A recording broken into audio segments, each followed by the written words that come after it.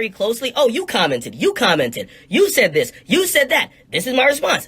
It makes people feed in. It's love in hip-hop, right? Except this is really hip-hop, there's no love, right? And it's just a new generation. I know they know how the internet shit works because, look, I don't know if you guys remember this big beef from the beginning. They started out talking about how many followers they have. When TRIPPIE REDD first, started talking to X, he didn't have 1 million followers yet. He's now over 3. 6ix9ine is almost at 5 million. 6ix9ine didn't even have nearly even 500,000 followers yet. So they've seen that, and I don't care what they say, this beef has helped them. Because what happens, you guys who follow my page, let's be honest, you know what I mean? I just posted something. I posted some Swiss B shit. And also I posted some other content. The positive stuff, y'all look at it like on my page, y'all niggas y'all love talking shit, and y'all love when niggas is getting at each other. Y'all love commenting L's, y'all love getting y'all jokes off. So y'all follow issues. Y'all follow beefs. And both of these artists has clouded up off of that, which, you know what I mean, thinking about it, clout doesn't mean anything because clout doesn't get you paid, but it could get you paid, right? My thing with them, and I told 6ix9ine when he called me, I said, y'all had almost 200,000 people watching y'all live. Drake doesn't pull 200,000 people. He could get on live doing anything. He's not pulling 200,000 people. Drake got on live. I seen him pull 70, 80,000 people, but y'all got on beefing with each other, and y'all had that audience, and not one time did a nigga mention a release date. Not one time did a nigga mention a song that's out. Not one time did a nigga mention an album. You niggas, y'all see the follower counts going up, but y'all don't capitalize in terms of music. Y'all only look at follower counts, right? This week, I don't know if you know, and I told him, 6ix9ine is now on the charts. Not this week. So you win 7%, but you're now on the charts. But you're still the most talked about person. If you were the most talked about person and you could also filter those people to go check your music out, you would always be on the charts. Because you get the most amount of attention, but you don't mention music. TRIPPIE REDD as well. Y'all have this personal issue and to get your follower count up, but if y'all really also thought about the fact that you're musicians, y'all could do a lot much better with what you're getting. Now, that's my overall opinion. They're both benefiting from this, okay? That's why people just think it's just TRIPPIE REDD and 6ix9ine, because they're just constantly fucking beefing, right? Now, the next thing is, who is right? It's two people with two different perspectives because they got two different issues. 6ix9ine cannot get over. And I've told him, I said, nigga, you've already made it. You got it. At some point, you got to get over it. Yes, ironically, the first video, I'm talking about YouTube video I've ever done on 6ix9ine, I did it on 6ix9ine because TRIPPIE called him a pedophile and a rapist. Whether that was true or not, I was introduced to him like that. Whether that was true or not, that was your introduction where a lot of people start looking because TRIPPIE, who was a bigger artist, introduced you. So I understand TRIPPIE a little bit thinking, nigga, if I didn't mention your name, things might go a little bit differently. That's on TRIPPIE's side.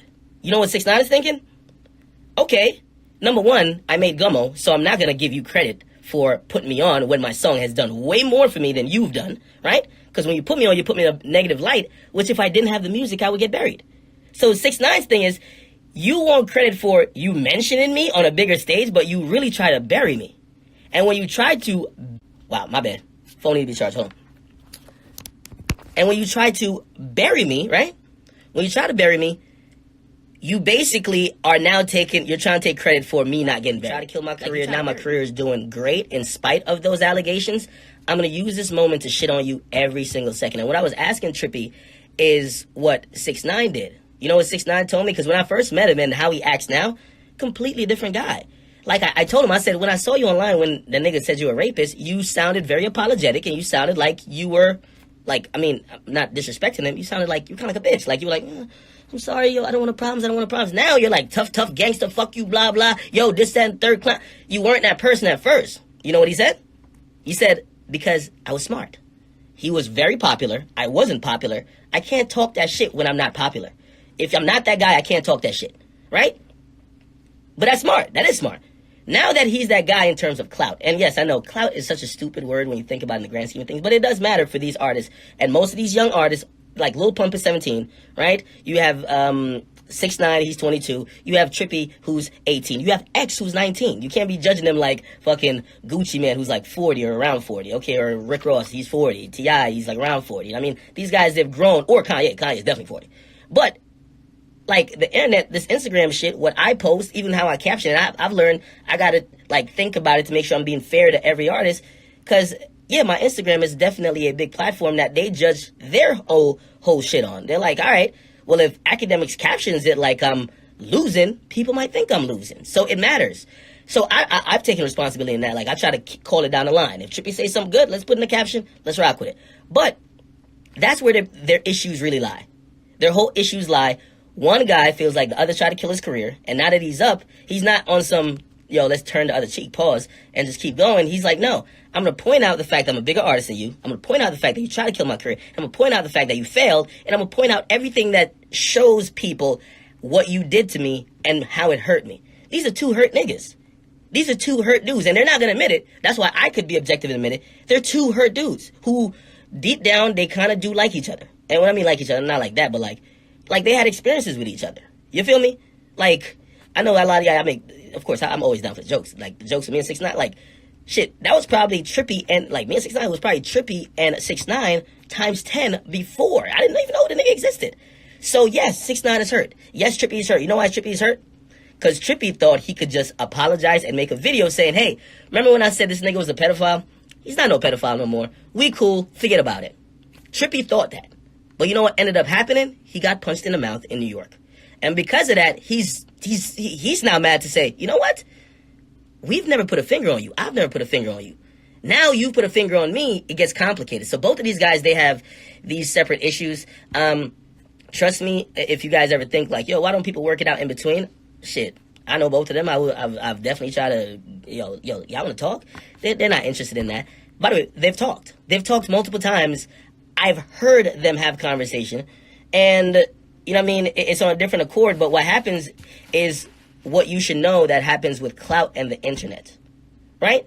If they squash their beef behind closed doors, y'all gonna have a perception. Oh, he folded to him. Oh, damn, he bitched him up. And they're fighting this internet perception. Again, for some people who might be like, yo, why does that matter? They're 22, and 22 isn't that young, or like, you shouldn't be that immature, but whatever. But 18, 22 and 18. A couple of years ago, like when I was in college and shit, when I was 19, I would act like Trippie's acting.